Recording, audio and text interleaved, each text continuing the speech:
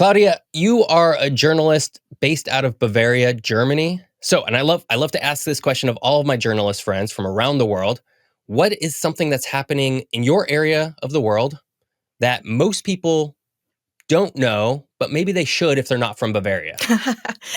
Hello, and thank you, first of all, very much for having me. That's a great thing. Thank you, Geoff. Thank you, listeners. I'm Claudia. As you said, I'm a journalist here in Bavaria, taking care of what's happening in southern part of Bavaria. So what's happening here? Of course, we have the gruesome murders like every other places have. We have topics like the climate change. We have young people demonstrating. We have political worries because there is a slight shift towards the extreme sides of it, especially the right wingers are gaining votes at the moment. That is a political worry for us. Bavaria, as such, is an economical powerhouse, not only within Germany, but also within the entire EU, Europe. So that is always on our agenda, keeping an eye out what's happening there. And some topic that might surprise you is, due to all that, what I've just said, the economical powerhouse and all that, prices are skyrocketing here. Especially if you want to buy a place for yourself. I'm not necessarily talking about buying a house because that is extremely expensive, but even if you're just looking for a flat to buy, that is actually just as expensive as it is in London or in New York. Wow. Those places are known, or Tokyo, those places are known for their high prices. But even rural Bavaria, this wonderful little Sound of Music landscape where everyone thinks of that we are happily rolling around in the hills, well, it is very expensive to do that. So most people rent actually, unless they inherited something or they are very, very wealthy off. So that is something that probably the world doesn't really know about us. We are struggling with house prices. I think broadly people would assume that most places in Europe, certainly Western Europe, are more expensive. But I don't think people are aware that, home prices are spiking, even in Bavaria, even in Germany, perhaps the entire country, just as they are, even outside, places like New York. And even outside a place like Munich, where you kind of expect it, it's a big city, so you expect high prices. But if you drive down in the rural landscape of Bavaria, it is extremely high priced at the moment, especially the southern part of it. So that is, even if it's a remote little house somewhere with no facilities around, you pay more than €1 million. That is. There is no escape. Nope. There's no escape from the ever-rising cost of housing and living. Unfortunately, it won't be found in Bavaria, not today at least. Well, welcome to Around the World with me, your host, Geoff Gibson. This is the podcast where we explore sort of all of the places of the world, one episode at a time. And we like to do this by bringing a friend along who is from there. And so I'm delighted to bring along my friend Claudia, who is a journalist with the Süddeutsche Zeitung. But she also has a podcast that she sort of produces inside of her off time when she's not a journalist, called Over Here, Over There. Claudia, welcome to the show. You already introduced yourself a little bit, but can you tell us a little bit about where you're from? And you can be as specific as you like. Yes, of course I will. I am from Bavaria. I was born here in the southern part of Bavaria in Bad Tölz, and I'm still here, but I did a little bit of traveling around, don't worry. So I grew up until I was in my mid-teens, and then my parents took me to Great Britain. Then I studied for a time being in the northern part of Germany and in the western part in Cologne. I got a scholarship, so I was able to finish my studies in Iceland, in Reykjavik. I have been for a longer time over in the US. I have worked there. I have worked in the UK as well. So I traveled around a bit in my line of work, but also I love to travel in my spare time, explore new places, meet new people. So I sort of come full circle now that I'm back in Bavaria and even working here, taking care of what's going on here as a journalist and editor. But, well, down my line, there are lots of Bavarians, so I am absolutely genuinely from this place. There are some lines that come in and out and in between, so there is a little bit of a gene mixture. I have some line coming from Scandinavia and from the Netherlands, as well as Berlin. So there is a little bit of mixture. There's some Austrians rolling around here in my bloodstream, some Hungarians, whatnots. I've never really checked, but I'm gonna probably. So, but predominantly, I am quite Bavarian. I'm not a full-time Bavarian in the 20th of generation, but at least I can sort of vouch for that for 5 to 6 generations down my father's line. So, yeah, it's probably as Bavarian as you can get. I think it's so impressive that you're even able to track sort of that detail of your genealogy, and we're going to get to this when we get to our history section, but European history is so incredibly complex. And that's not to say like other cultures aren't as complex, but you all wrote it down. You've been writing it down for a long time. And so it's actually able to trace. Not you, but like different people, right? Yeah. So it's like, I mean, those old scholars, the monks and all that, they had the knowledge to write it. So that is where we get it from. Yeah, right. Now, we're going to be talking all about Bavaria, Germany today. Normally, listener, we would do maybe the country of Germany, just like we just did Japan last week. We did Portugal the week before. But one, I love Germany. And so I thought it would be pretty fun to maybe dive a little bit deeper. And I know that, Claudia, you're from Bavaria, and Bavaria, I would say, has an outsized role in history and within the European Union and the continent and within Germany specifically, that it kind of made for, it could be a really fun episode to just make it all of its own.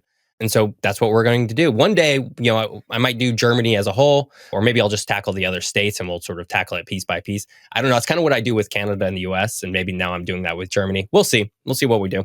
So let's go ahead and get started. Claudia, yes. How would you describe where Bavaria is located geographically? Well, planet Earth. That is a good start, I'd say. A really good start.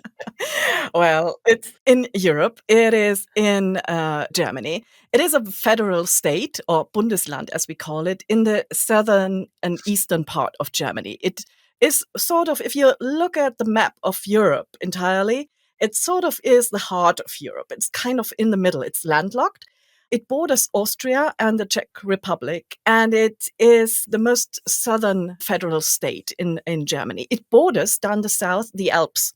So if you look at a map that shows the Alps, that is that almost straight line, and underneath you have Italy quite visibly because it looks like a boot in the Mediterranean, So just take your view above it, above the Alps. We are bordering that.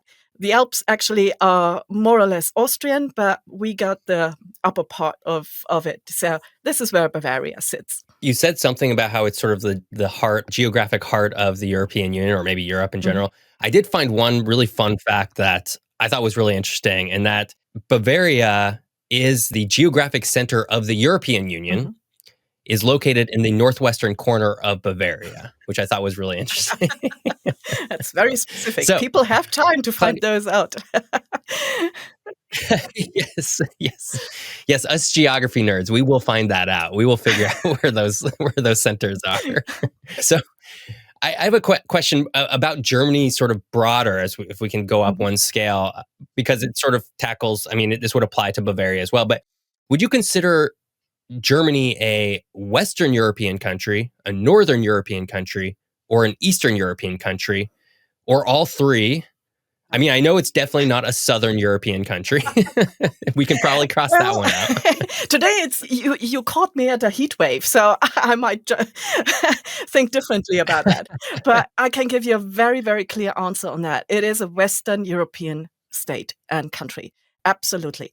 It's not northern because we count only the Scandinavian countries to that, and maybe, some of the Benelux countries and maybe even parts of Great Britain, but definitely not Germany. It sits too much in the middle of it.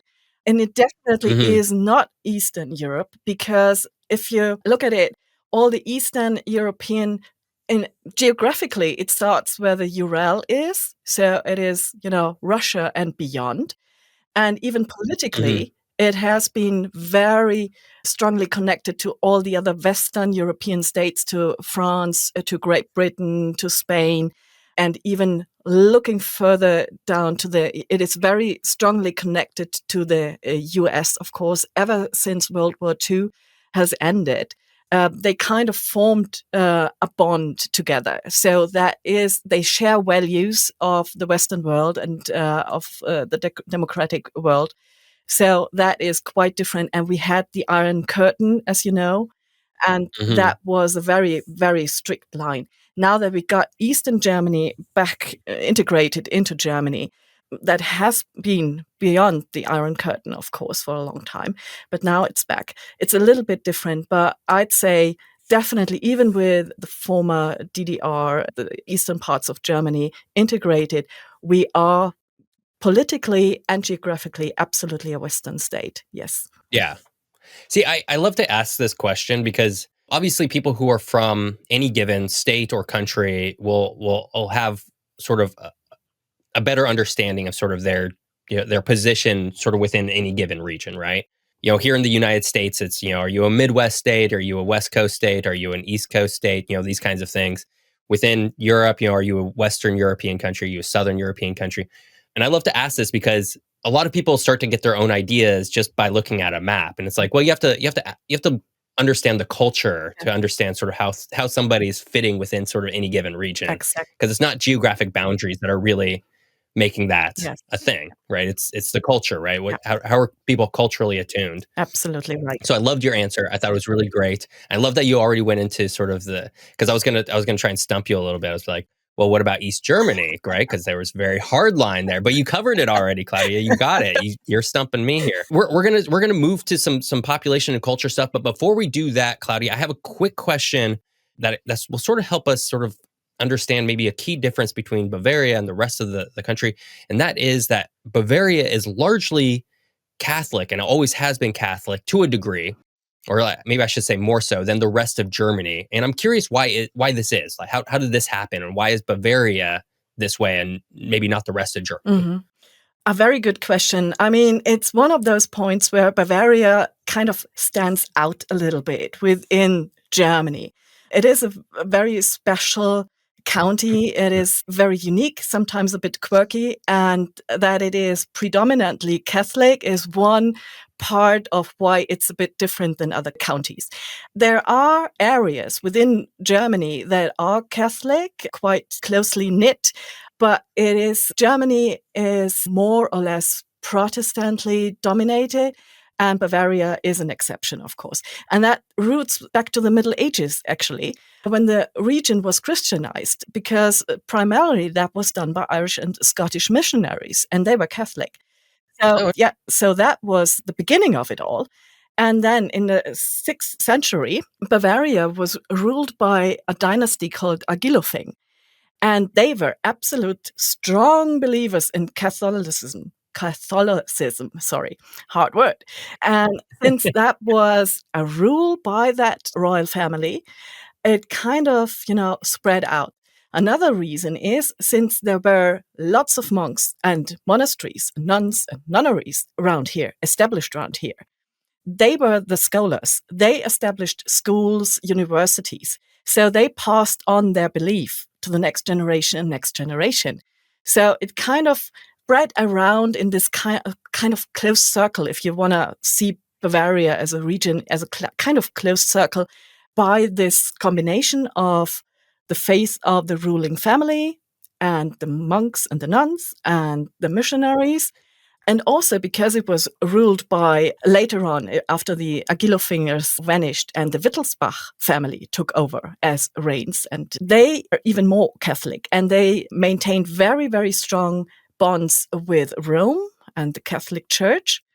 So even when Martin Luther had the Reformation started and most parts of Germany took that on, there was almost a counter-reformation going on in Bavaria, led by this royal family that it was ruled by, the country was ruled by.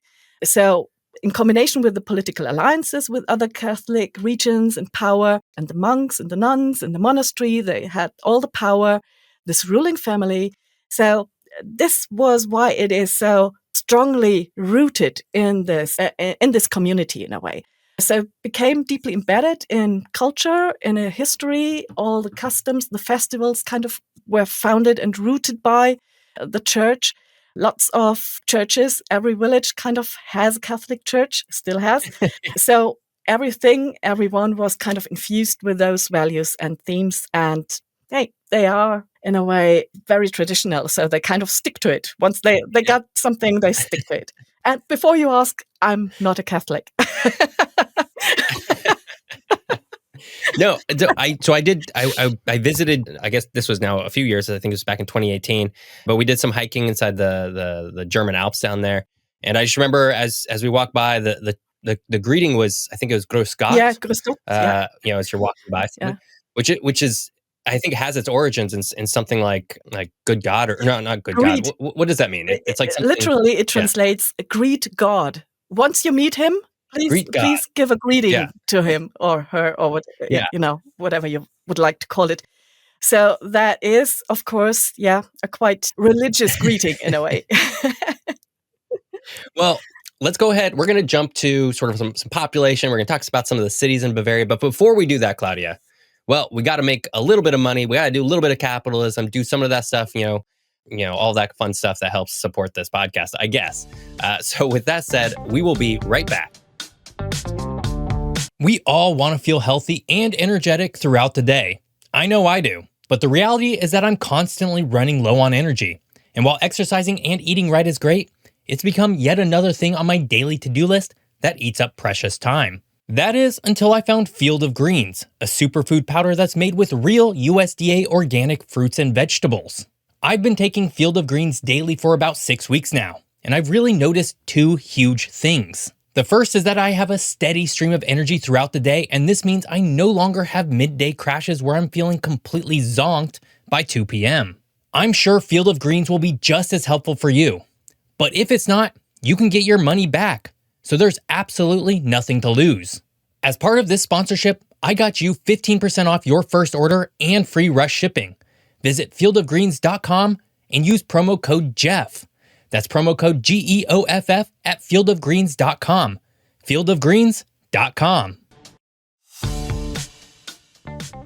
And we're back. This is the Around the World podcast, and I'm here with Claudia from the great German state of Bavaria. We are going to launch into some population statistics, city stuff, all that fun stuff. And so, question right off the bat, Claudia, do you know how many people live in Bavaria today? Well, today, that is a good question because I don't know how many were born and how many we had to let go. But roughly, it's about... You can give an estimate. Roughly, it's about 13 million. That is what you kind of get from the statistic. The numbers are growing quite fast. So my gut feeling is that we are over 15 million, especially in summertime. You can double it because all the tourists are here. But still, it's about 15 million, between 13 and 15 millions, I guess. You nailed it, at least as far as, so my most recent estimates come from 2023. So there's been a little bit of time that has passed. But around that time, the official statistics were reporting 13.4 million people within Bavaria. This would make it the second most populous state within Germany, behind only North Rhine-Westphalia, which I believe is sort of in that western, not quite northern, but sort of western central area, it's right? Quite in the middle, but on the border to France and Belgium. It is interesting because I'm fairly familiar with Germany as a whole. I love to travel there. I speak a little German. I wasn't super familiar with this area, and I was quite surprised when I was doing these statistics that it was the most populous, because I was like, okay, they have, I think Cologne is there, Cologne, but like, when I think of really large cities in Germany, I think of, Frankfurt, Hamburg, Berlin, Munich, these places. Yeah. But then you have one major city and then, some space around it in a way. But with North Rhine-Westphalia, and especially the area around Cologne and Düsseldorf, it is extremely densely populated. And you can't even tell the cities apart because they just have grown into each other, and then It is absolutely incredible. 1 millimeter, you're standing in Düsseldorf, and then all of a sudden you're standing in another city. So it all is very, very densely populated and Very grown tight. into it kind of melted there, but they don't want to merge because they want to keep their own, unique little tiny differences in languages and thinking and cultural Oh, stuff totally. and all that. So yeah, but it is there is not many green open spaces or something apart from parks that have been, man-made. So that is the reason. Yeah. Yeah. Well, I would argue that, even though maybe North Rhine-Westphalia is more populous, I would argue that Bavaria is probably, I would I would say it's probably the best known state within Germany. Yeah, that is. I mean, obviously, I think Hamburg and Berlin are their own states, but I don't think people think of them as states. Yeah. If we're looking from like an international audience, people know Bavaria, and I think that's a very, very common place that sort of exists in people's sort of head Yeah. in a way that other states in other regions don't. Absolutely. I mean, even if you think about Germany, you probably imagine someone, the full cliche in a way, lederhosen, one of those hats with a large Yeah, exactly. thing on top, and they do a little yodeling, and the girls are all in dirndls and traditional stuff. It's kind of Sound of Music, isn't it? It's like, bing! Synonymous. It very much is, yes. It's very synonymous, yeah. And people, at least when I travel, are always astounded that I tell them that only traditional Bavarians still, not still, I have to scrap that. Only traditional Bavarians wear those costumes. Those costumes are not worn anywhere else in Germany. 3/4 of Germany don't even want to think about that. It's so cliche and it's so only Bavarian, but still the PR worked in a way. So everyone recognizes it. Once you wear this costume, hey, you're a German anywhere. In Brazil, in the Amazon, wherever, you're recognizable. It worked very well. Claudia, can you tell me the top 5 largest cities within Bavaria by population? Wow, you're going to test me. Wow. I don't know if I'm going to pass this test, but I'm going to try. Well, there is Munich, of course. There is Nuremberg. There is That is number 2. that we have Regensburg, we have Augsburg, and my last guess would be, well, maybe Bamberg, but it could be probably you're gonna know better. You looked it up. Well, I mean, of course I looked it up. I have my notes right here. Well, you probably I did all my well, so as far as from what I heard, you got 4 of them, right? So you got Munich, obviously, Nuremberg. I think you said Regensburg and Ingolstadt. Yeah. The one that's number 3 that I found is Augsburg. Oh. And instead you said Bamberg. Okay. So 4 out of 5, not bad. So coming in at number 1 is Munich. So they have about 1.5 million people within the city. There's about 6 million inside the greater metropolitan area. Right. Nuremberg, it's about 510,000 with about 3.6 million inside their greater sort of area. Followed by Augsburg with 301,000, Regensburg with 157,000, and then Ingolstadt with 141,000 people. So that's typically the case where it's like you have 1 or 2 really large cities, and then it sort of drops off from there, and cities get smaller and a little more spread out. Claudia, what outside of where you live in Bavaria, what's your favorite city in Bavaria? Well, I live just outside of Munich in a little village, which is quite originally in a way. It's called Egling, which basically this name comes from the Agolfinger ruling family. But anyway, so of course I'm commuting into Munich. So that is the city where I'm most at. Apart from Munich, if you want me to answer with a big city, I'd say it's Augsburg. If you want me to answer with just any city or village, I'd say it's Bad Tölz. It could be any place. Any place, then it's Bad Tölz. Definitely, absolutely Bad Tölz. Don't think that bad means bad. It means bath or spa. And it is the most picturesque and beautiful city. It's a little city, but it's the gateway to the Alps. It's located at the river Isar, which eventually flows into Munich. But the Isar at that point is still very originally and looks great. It's a little bit hilly and steep, so imagine a little tiny matchbox version of San Francisco or Portland. And the high street is the most beautiful high street you can imagine. So that place is, for me, where my heart is when I think of Bavaria. So that's where I was born, but still I like to go there. Yeah. Excellent. Well, hold on to that thought. We're going to hit some sort of tourist and visitor information, and you're going to be able to sort of offer some of your own local guidance to our listeners. But what I'm going to ask you to do is to not pick that same place. So you're going to have to pick another place if that was going to be sort of an answer for where you might send somebody. So you can stew on that for a little bit. Right now, Claudia, we're going to hit our second ad break, and then we're going to come back and we're going to talk all about the physical geography of Bavaria and sort of what it looks and feels like and sort of what's around there. And we've already hit on a little bit of that here and there, right? We've talked about some of the hills. We've talked about the Alps a little bit. Now we're going to dive deeper into that. And so with that said, listener, we will be right back.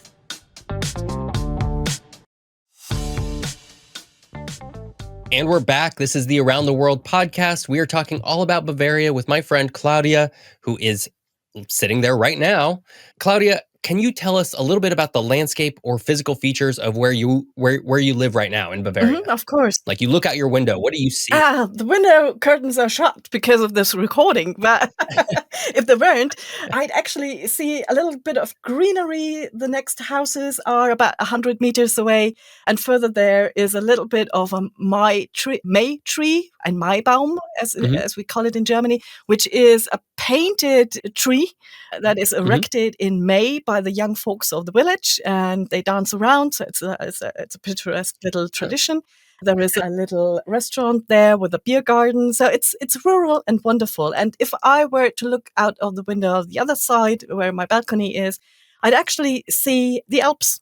I can see the Zugspitze, which is Germany's highest mountain with about 3,000 meters high. So it is as picturesque and Bavarian-like as it can actually get. That is because I live south of Munich and I'm wedged in between the Alps and Munich.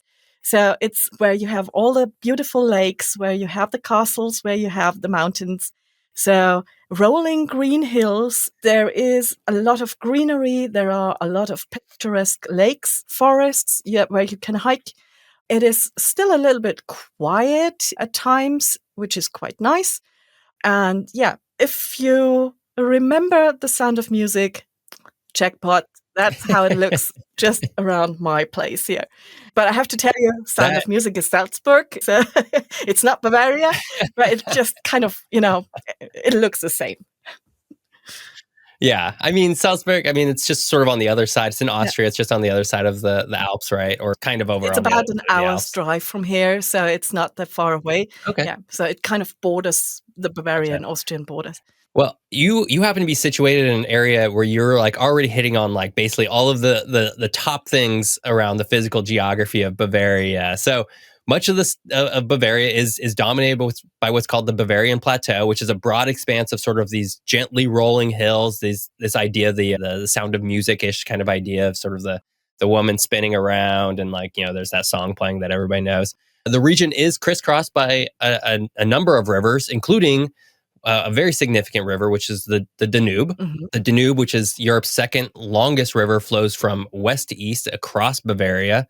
And it flows through the cities of Regensburg and Ingolstadt, but not Munich, which is home to the Isar River, which is a tributary of the Danube. And so that's actually kind of interesting because normally what happens is the biggest cities sort of spawn on the largest rivers, right? For a number of reasons, historic or otherwise, because that typically meant that they were the most easily traversable for trade and whatnot. Mm-hmm. Munich happened to not do that. So I always find that to be interesting when that doesn't happen. You mentioned there's a big forest called the Bavarian Forest, which is located in the east along the border of Czechia and is one of the largest continuous forests within Central Europe. So to your point, you can go into a forest in Central Europe and do a bunch of hiking and sort of be surrounded by trees. And that's interesting because, well, one, the Bavarian Forest is even larger than it is because it's connected to the Bohemian Forest within Czechia. So it's actually a really large expansive area.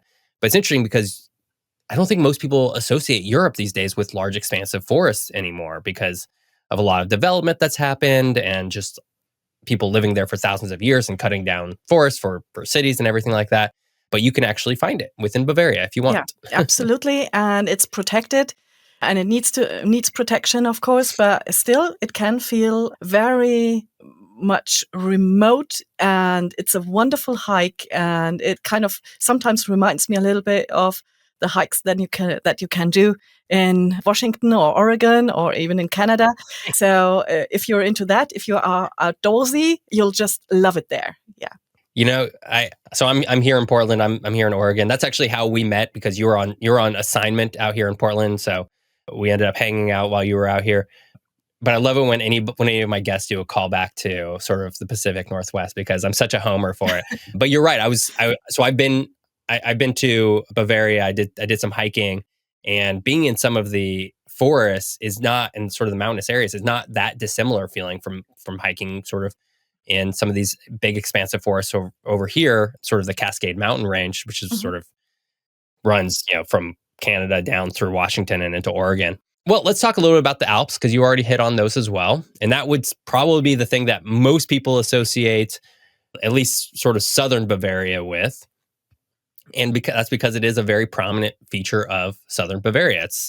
And I believe Bavaria is the only state within Germany that has a bit of the Alps. Is that correct? Yeah, Baden-Württemberg has a tiny fraction of it as well. Okay. Yeah, because they are bordering them, but of course the classical Alps, as you could imagine them, are predominantly in Bavaria, in southern Bavaria. Claudia, you already said it, but I was gonna have a little trivia question for you again, but I'll ask it again so that the listeners can grab onto it. But what is the tallest mountain again in Bavaria? The Zugspitze, it's called, and it's right off Kirchen, and we kind of share it with Austria. So the backside is Austrian. We get the forefront of it, and it's just a notch under 3,000 meters, 2,900 and whatnot. I don't have the exact millimeters, but you will find it out. It is a absolutely beautiful mountain, and you can ski there all year long. It kind of reminds me a little bit of Mount Hood. Oh, wow. Yeah, so the glacier there is melting and the snow cap is melting, but it still is there, and you can do a lot of skiing there. And I absolutely highly recommend it, because it is embedded in the most beautiful landscape and surroundings. So that is really a mountain to look out for and to visit. Yeah, it's the Zugspitze, as you had mentioned. You guessed 2,900 meters. You got really really close, because it's 2,962 meters. For my American audience, that's about 9,718 feet, which would make it a pretty prominent mountain in the west coast of the United States. Though certainly a bit smaller than a mountain like Mount Hood or Mount Rainier, which I think are somewhere. I think Mount Hood's probably closer to 12,000 feet, and Mount Rainier is closer to 14 or 15,000 feet. But yeah, I've actually seen the Zugspitze, because again, back in 2018, when I was doing some Bavarian things, I went to Garmisch-Partenkirchen and hiked all around there. And I love hiking. I love hiking in sort of Oregon and Washington, and there's a lot of really great places to go here. But one thing that you Germans do so well is you go for a hike, you're going up some mountains, it's a really long hike, really arduous, you finally make it to the top. It's very picturesque. It's very beautiful. But the most important thing about it is that there's a beer garden right there.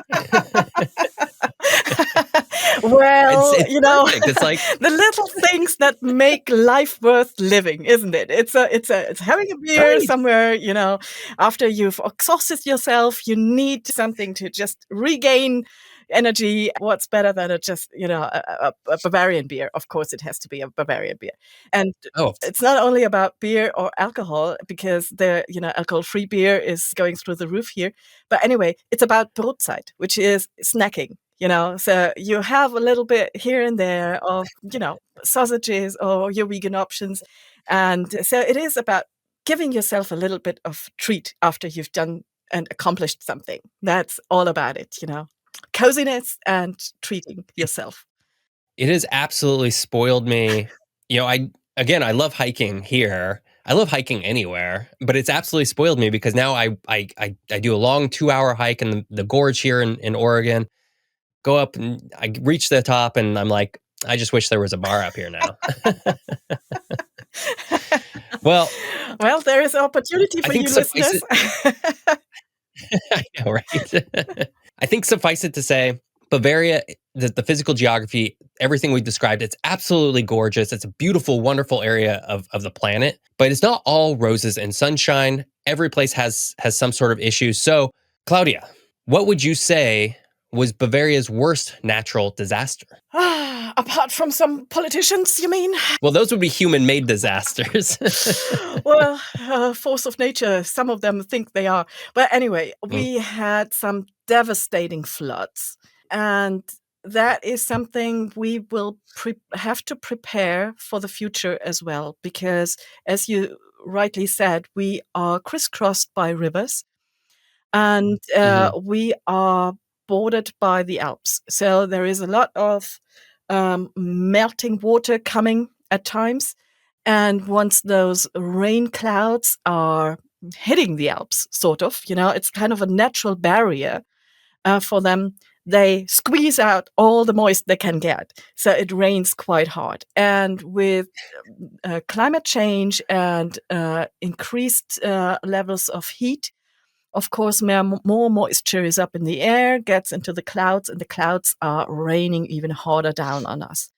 So we notice that actually the thing that the rains have increased and the times of rain have increased. So everything is kind of a bit more extreme. And when it rains down hard and all those rivers can't cope with it. So within a short span of time, they swell and all of a sudden you have a massive, massive flood and people are struggling with that. And we have lost lives with that. And we haven't prepared everything yet to cope with that. So that is a worry.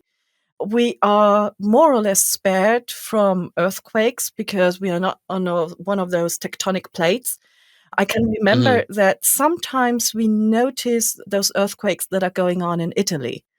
They can be felt down here, but not on a major scale. So when I was a kid, I noticed that the chandelier on the ceiling was going back and forth, and I was kind of, okay, something's going on, and my parents explained it then to me. But since I've been living in Iceland, I have experienced real earthquakes when you're right there. So I'm very relaxed in Bavaria because it still is a very, very safe place. It's kind of, if you look at the world, there are areas that are much more prone to natural disasters than we are. We are kind of lucky, still here. There are, and that is something related to climate change again. We are prone to hailstorms as well. And just last year, it was just in my area, there was a hailstorm going down so hard on one specific little village that it looked like the walls had been shot off all the houses. Not a single roof was having any tiles left. And a monastery that had been there Wow. since the 800s. So more than 1,000 years had been there, a monastery that was damaged almost down to the grounds. It was a site. I thought it was war going on there, and it was just 8 minutes, but it destroyed an entire village. So that is something we have to prepare ourselves. It can happen more often, and it gets more sort of violent, even. So that is something of natural disasters we will have to cope more. We've experienced it. Still, we are in a sort of happy place, but we have to prepare.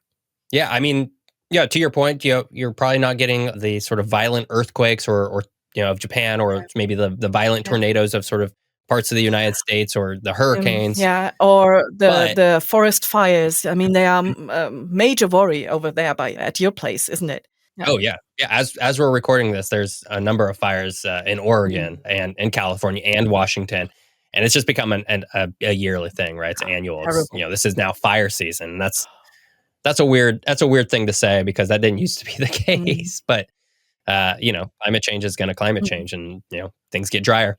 Well, we are going to go on. We're going to do some history stuff. We're going to figure out how Bavaria became Bavaria in the first place. But before we do that, Claudia, we do need to do our very final ad break. So again, so we can make a little bit of money.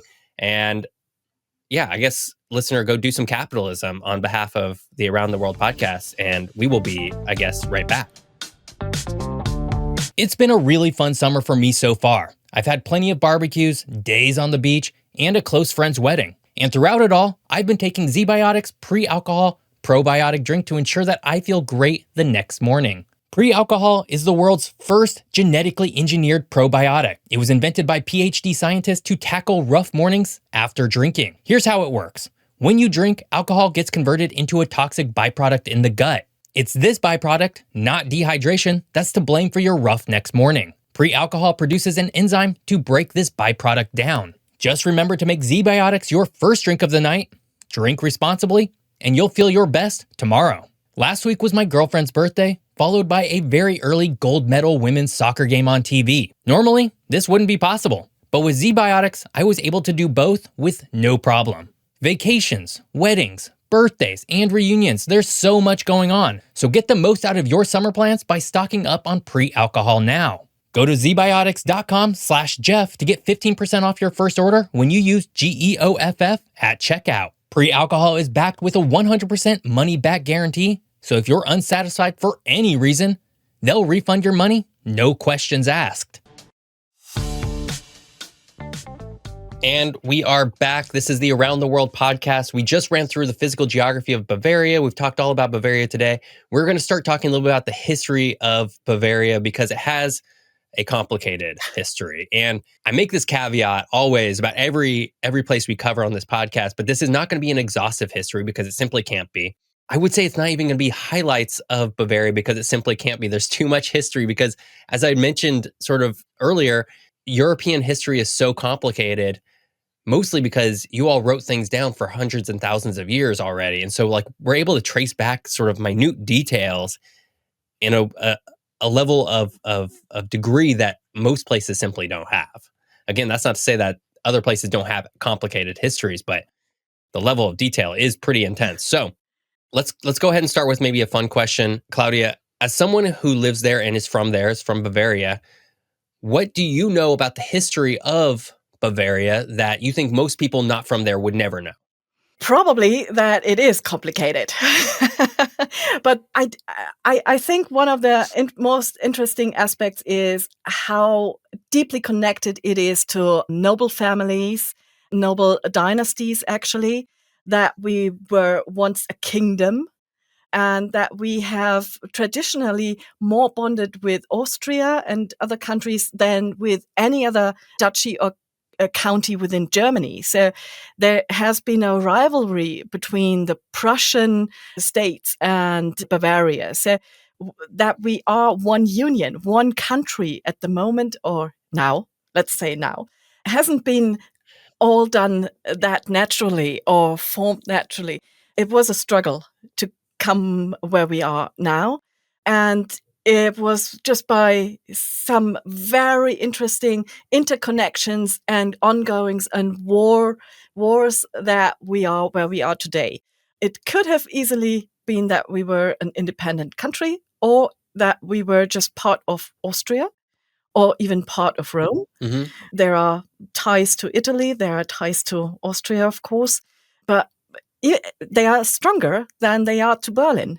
And that's probably something someone from overseas would not know, that Berlin and Bavaria, Berlin and Munich, they are not, natural friends forever. I think most people wouldn't know that because I think, again, people know of Bavaria. They know where Bavaria is generally. I think, especially the more worldly people, I would argue it's Germany's most, well-known state. But I think people still associate it with Germany, almost like, there's Germany, there's Berlin, there's Bavaria, right? It's like one of those top level, like these are things people think of when they think German, mm-hmm. right?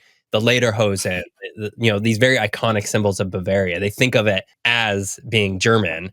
And the aspect of there's maybe an alternate timeline where Bavaria is actually part of Austria or is part of Italy instead, I think will throw people through some loops. They're like, wow, the history of Bavaria could have gone a completely different way. Absolutely, right. And we're going to talk a little bit about that right now because it does, again, it gets really complicated. So Let's talk about how Bavaria became sort of a thing in the first place, at least in the modern sense of the world. There were, of course, Germanic tribes of sorts, going all the way back to sort of the Roman Empire, right? I couldn't find any sort of mention during this time of this area being called Bavaria. It could exist, but the earliest I could trace it back to was around the year 500. Again, I'm not a historian, so somebody might have a better answer. This is just sort of my research. But that is still very long and very impressive that a single place can trace their history back to the year 555. Most places cannot do that. Claudia, let's go ahead and jump to the 1600s. We're gonna take a bye on the first 1,000 years of Bavaria, because this is when I think, based on sort of my research, this is sort of when the Bavaria that we have today really starts to coalesce into sort of, well, what eventually becomes Bavaria. And so let's talk about something called the electorate of Bavaria and sort of what came after. So, Claudia, what was the electorate of Bavaria, and how sort of did this kingdom of Bavaria, which you had sort of mentioned earlier in today's episode, how was that sort of created from it, and how was the Holy Roman Empire sort of in the mix with all this? Because it's so complicated. It is, but bear with me. I'm not a historian, so anyone who wants to dive into that more deeply, be my guest. That is great, because it is extremely interesting. So I can only give you some bits and pieces and a bit of a gist of it, but just to spark your curiosity. The electorate of Bavaria, we call it Kurfürstentum in Bayern. It was a significant territorial state of the Holy Roman Empire, and it was existing from 1623, I think, up to 1806. And its transformation into a kingdom that came later on, the Kingdom of Bavaria, marked a crucial shift in the region's political landscape. I have mentioned it before that in the beginning, there was a duchy. The Duchy of Bavaria, ruled by the Agol, and then later by the Wittelsbach family. That is still around. Some members are still around. And the Wittelsbach is a very important noble family in Bavaria. But in 1623, there was a 30-year war going on all over the place in Europe. And the then Duke of Bavaria, he was granted the title of Prince Elector by the Holy Roman Emperor. And that was why Bavaria all of a sudden was elevated from a duchy to an electorate. So later on, Napoleon Bonaparte came along. And the Napoleonic Wars in the early 1800 and something, I think 1803 it started, and went on to 1815. That totally and dramatically changed the entire political map of Europe, and also of Bavaria, of course. The Holy Roman Empire was dissolved, and Bavaria formed an ally with Austria, first to counter Napoleon, but it switched sides. And all of a sudden, it was pro-Napoleon and went and was an ally of Napoleon.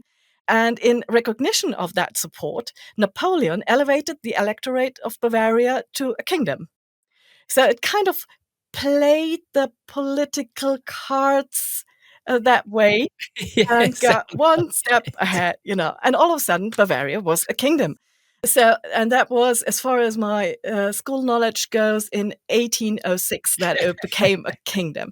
And as a kingdom, of course, when you are king of a country, you need to gain territories, and Napoleon granted them. So parts of Tyrol and Salzburg and Franconia came to the Kingdom of Bavaria. Claudia, I was... as I was pulling together my research, I as a geographer, I look at maps. I look at a lot of maps of places, and I try and find a lot of historic maps, and tracing the boundaries of different duchies and kingdoms through this era of time, especially in this region of the world, this sort of southern Germany today, or and then the Prussian states in the north, and just how many different little borders there were, and sort of tracing it all. It got so complicated so fast that, one, I'm glad that I have you here to help, actually communicate this kind of history, because you were taught this history, right? This is something that I'm assuming children are taught, as they're going through their primary school. So you have some sort of context with it. Whereas I'm trying to just follow these key points. I'm like, oh my God, and then there's this person, and sort of, what is this thing? What is this bigger entity? Yeah, it's a mess. It gets so complicated. Yeah. I tell you one thing, visual aid, once you've seen how those buildings still are here, those castles, those Right. things, that kind of helps if you know, oh, that was the castle of that mad king. Oh, and that is why he built it there. And his successor, oh, over here. So all of a sudden, the kind of map gets much more vivid in your head once you actually see the traces, and you can still see all those historical traces down here, you know. Right. Well, so you had already got us sort of the post-World War I era. So let's talk a little bit about sort of that time in between World War I and World War II, specifically because I would say Munich and Bavaria, but Munich specifically plays an outsized role in sort of some of the events that unfolded.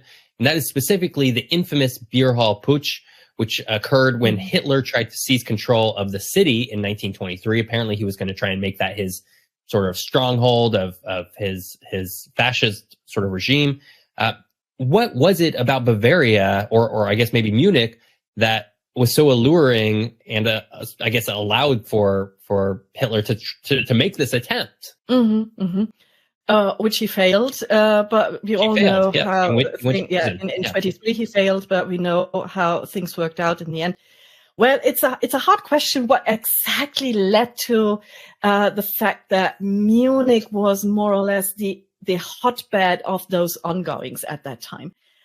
Because there were, of course, several key factors, including political and economically and socially bound conditions that created this ongoings, this fertile ground for extremist ideologies.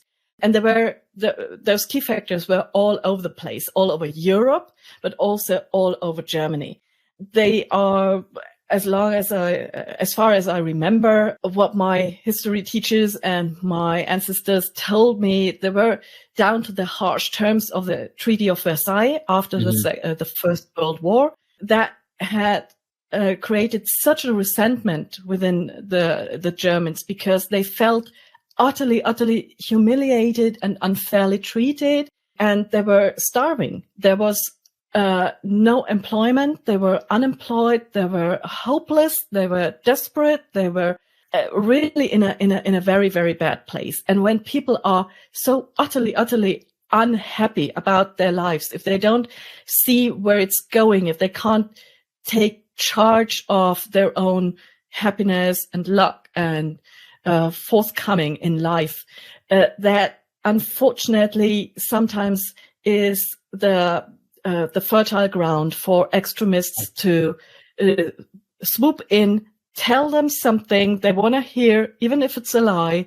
It has been very hard to check at that time. You know, in 1920, remember, they couldn't cross-check news. There was just, there was no internet. There was nothing much going on. So what you were fed was kind of thought as the truth, and it was hard to get cross informations and double check and triple check and stuff like that we can do today. Some don't, but please do.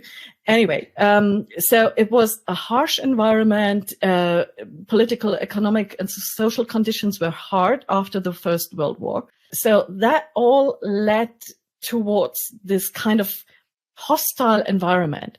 There were many wounded war veterans, some of them not wounded, of course, but those war veterans, they that weren't wounded, they also had the resentments. They sometimes formed paramilitary groups because they didn't know what to do in civilian life. There was no work. So all this instability, then came hyperinflation. I remember quite vividly when my grandfather told me that one week he paid 5,000 Deutschmark for a bread, and the next week it was 5 million for a bread, and the next week it was 5 billions. So it was hyperinflation like mad, and unemployment, as I said. So it was this country, and those people were very, very much struggling. And all of a sudden, radical solutions seem to sound appealing to some. Yeah. Why specifically in Munich? Well, first of all, Munich was a big city. And there were, as you said, rightly so, many, many beer halls. That has been a tradition. You meet up there. So that was traditionally also a place where political groups met, and people met, discussed things, had beer. So maybe it was all of that, and there was just the possibility to meet up, drink your sorrows in beer, and drown their sorrows in beer. And all of a sudden, once one of those guys that try and that gives you the illusion he has a solution, it can get in your head. That maybe was what happened, make something very different. Let's be strong about it, totally overturn this way we have it at the moment, because people were unhappy. So those beer halls, as I said, were popular venues. They gradually became popular for political gatherings. That was where they found their audience in a way, And the more radical you sounded, the more audience you got. Sound familiar? We sometimes feel that in the world, And then, we all know how it ended up, not very good. Yeah, I mean, it's interesting because this happened in 1923, which is almost, it's about 100 years, to the date. 101 years, I guess I should say. But you start to see like a similar sort of line of rhetoric within sort of, certain political ideologies, sort of the far right, certainly, of, just trying to lie and appeal to sort of the widest sort of audience due to some sort of perceived or real issues that are happening within, in Germany and the United States and Canada, basically in every sort of, democracy that's happening right now. It's just like seeing this repeat itself in a way is scary. And it's like, whoa, guys, we've done this before. We have history lessons that sort of show that this is not going to be a good result for anybody at the end. Well, absolutely. Claudia, let's leave history behind. Listener, we did not do Bavaria justice, but hopefully you picked up on something that sort of triggered your interest and you want to go and read more about it. Because again, like every place we cover on this podcast, there's a lot more for you to learn, and you can go into a lot of different rabbit holes and learn a lot about this place specifically. But as usual, we want to end sort of today's episode with giving some visitor information from a local, which is you, Claudia. So now you get to put on your tour guide hat a little bit. You can take off your historian hat, put on your tour guide hat, and let's talk about sort of where you might send somebody, within your state. So, Claudia, if someone only had a single day to visit Bavaria, but they could go anywhere and be anywhere within Bavaria, where would you send them? That is really a tough question, my dear, because there are so many places. You can only pick one now. No. Please come longer. Come a couple of days, please, because it's worth it. But anyway, before I ramble on, let me at least give you two different answers, because there is one that is so obvious I cannot miss it. Of course, there is the Neuschwanstein Castle, the Neuschwanstein Schloss, which is absolutely stunning, picturesque fairy tale part of a castle, which was commissioned by King Ludwig II, the Mad King. It's a fun story about him. Ending, well worth a Hollywood movie. Anyway, and if you have any time seen the logo of Disney, you know where he got his Sleeping Beauty castle modeled on. So, but this is world famous. Oh, hey, right. Yeah, so it looks absolutely incredible. It's out of this world. It's fairy tale-like. And it's in a very picturesque valley nearby Alpsee Lake. So, wow, stunning. And it is probably what you've been looking for your entire life if you think about Alps, castles, and stuff like that. So I can't go without mentioning it, but it is so well known. It is flooded by tourists.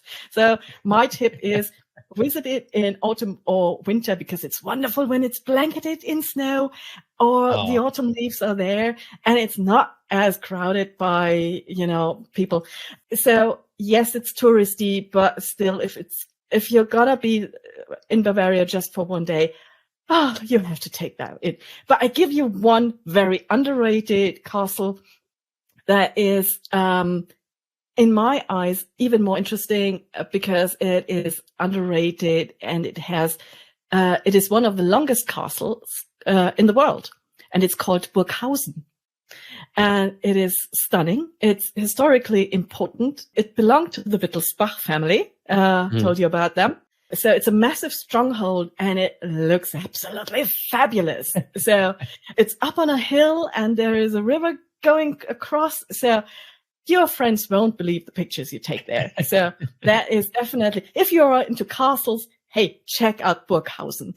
If you are really in a hurry, you just try and find something. Just go south of Munich.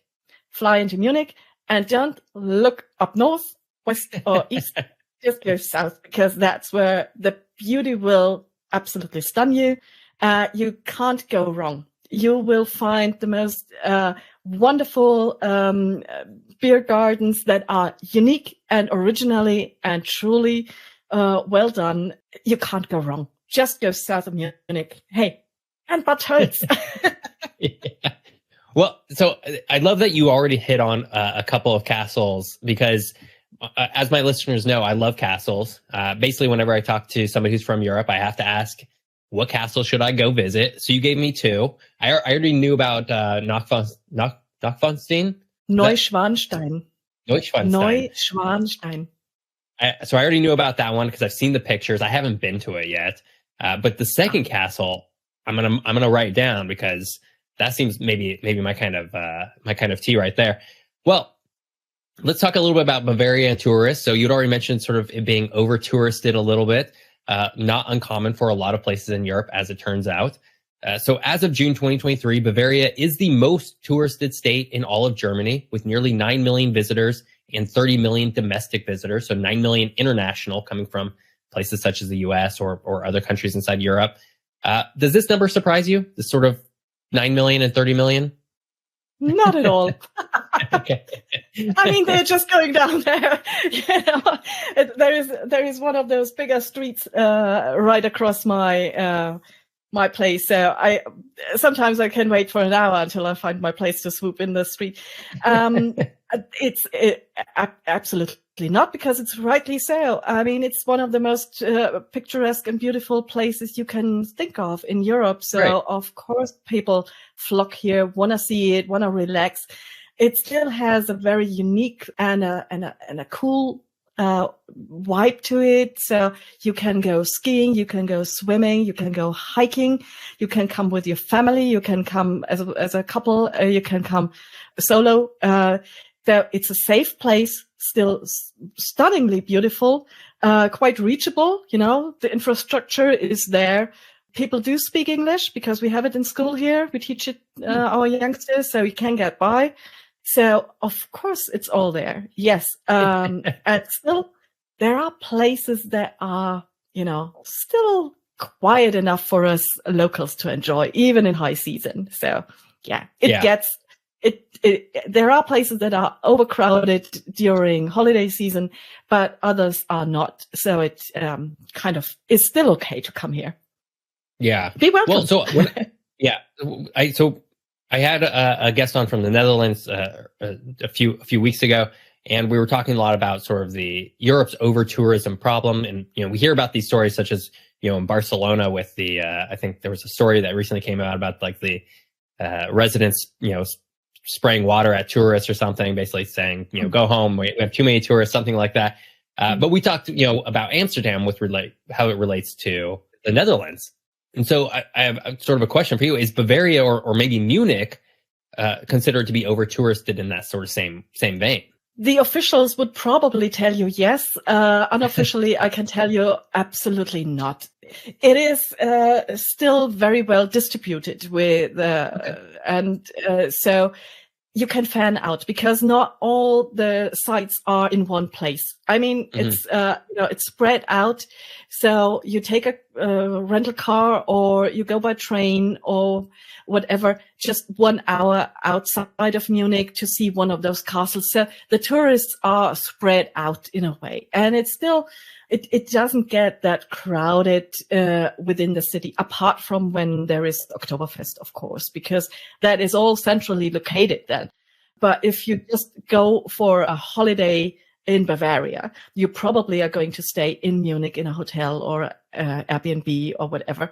And then you take a train out, one day there, one day here, one day you are within the city. So it's kind of more relaxed and spread out. It isn't that densely overcrowded with tourists during high season and normal seasons. So we see spikes. We have our troubled spots, of course, but there are always ways around. And so I'd say I have not heard of anyone being aggressive against tourists here.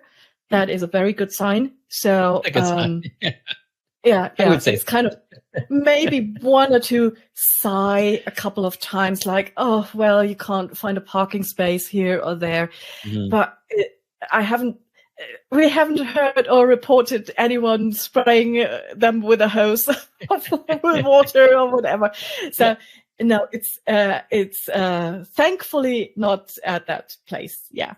Well, Claudia, you did mention something, and we're going to end sort of our episode today on it, and that is Oktoberfest, which is the very famous beer festival that Munich holds every September, though, of course, other places, I'm sure, hold their own Oktoberfest, but this would be the most famous one, I would say. And the original one. That is important. And the original. Yes. Would you recommend people try and visit Oktoberfest, or is it something that's maybe overrated? That is, again, a tough question, but let me put it that way. It is a totally unique place, and it's a planet of its own, and it is absolutely incredible.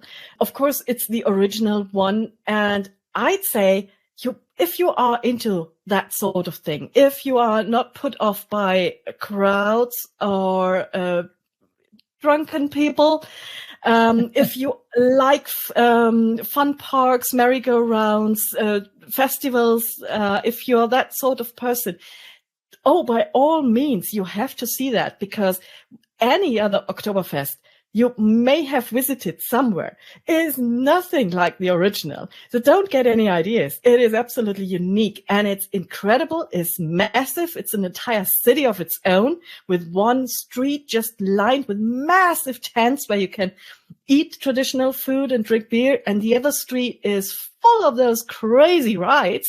So by all means, that is an experience you can absolutely have. And during the day, it is nice and easygoing and family friendly. It gets a bit rowdy when it gets dark, and if you're into that, by all means.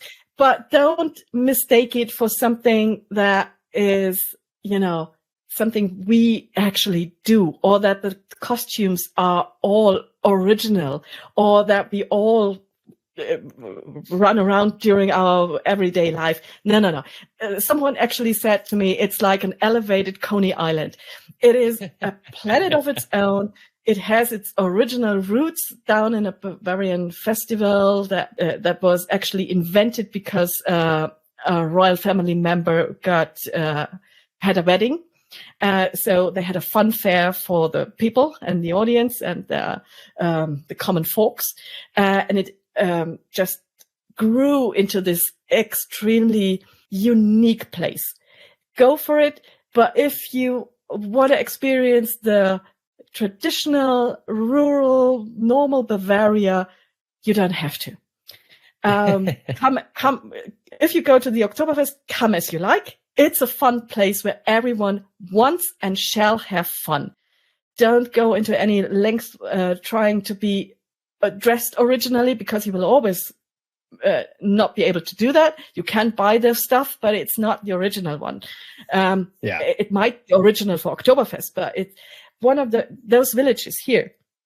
They actually have significant details that tell them that they are one tribe and from one little village. Of course, you can't have that because you don't want to dress up like someone from Egling when you're not from Egling, So that would be mockery. So all of those costumes that you get and can wear, by all means, they are designed to have fun and just be, embracing the Bavarian culture, but it's not original. Anyway, it's something fun to do, and it will stick with you for life. You will have a ton of fun if you like crowds and people and having a good time. If you're a festival goer, if you are not that sort of person, no, don't go. Don't waste your money there. It is expensive. It's something that can drain your energy. It is always the question for us locals: do we go or do we not go? And we have so many other options to have a little bit of a nice beer garden with a beer and friends that is not surrounded by 100,000 Australians or whoever who rightly have their fun. We go in a quiet little corner in our villages and enjoy our beer, or we take the kid for a fun ride to the Oktoberfest. But then 10 years later, we might think, do we do that? Oh, come on. Oh, yeah. Once in 10 years. Yeah. Okay. That's okay. Otherwise, it's your decision. Have fun. Yeah. And that's it. I've done it before. I would say it was a lot of fun. It's one of the great parties of the world, right? So, I would rank Oktoberfest up there with sort of, Mardi Gras in New Orleans, Carnival in Brazil, these like very extravagant sort of like ordeals where like there's just so much going on, but it is chaotic. It's crowded. So I think to your point, if you're into that, it's going to be a fun time. If you're not into that, don't force it. It's not going to be for you. Well, Claudia, this has been a lot of fun talking all about Bavaria with you today. Thank you so much for coming on. Tell my listeners where they can find you if they want to find your stuff around the internet, wherever. Everywhere, of course. If you want to check out our podcast, it is easily findable on all the platforms where you get your podcasts from. We are on Spotify and iHeart and what's not. We are on YouTube. And of course, our website is overhereoverthere.org. So if you struggle finding us, you can always go to overhereoverthere.org, written in one word, and then .org, and check out where we are. We are on Twitter, we are on Facebook, we are on Instagram. So, hey, find us everywhere. Excellent. Yeah. And so that is the Over Here, Over There podcast. Is that correct? Yeah, that is correct. Yeah. There will be links inside the show notes as well as the YouTube description, listeners. So if you want to find any of Claudia's stuff, please, you're welcome to go search for it yourself or search on any of the podcast apps. You're also welcome to just hit that link button inside the show notes. Much easier for everybody involved. Thank you for watching and listening. This has been a really fun exploration of Bavaria. At some point, like I mentioned earlier, we might do Germany as a whole, or maybe we'll just do another state within Germany. Sort of depends on sort of the who next I find to talk about this place. But I love being able to dive deeper into Bavaria. Next week, we are going to someplace very different from Germany. We're going all the way to Pakistan, where I'll be talking to author and fellow podcaster Rabia Chaudhry about her home country. So come back then, and we're going to learn all about Pakistan, and it should be really fun because, for one, I know a bit about Germany. Und ich kann Deutsch sprechen, ein bisschen. But I know almost nothing about Pakistan. So I'm actually going to leave this podcast recording and I'm going to start researching that country like right now. So until then, stay geographical and come back next week. Come back next week and listen to all of them.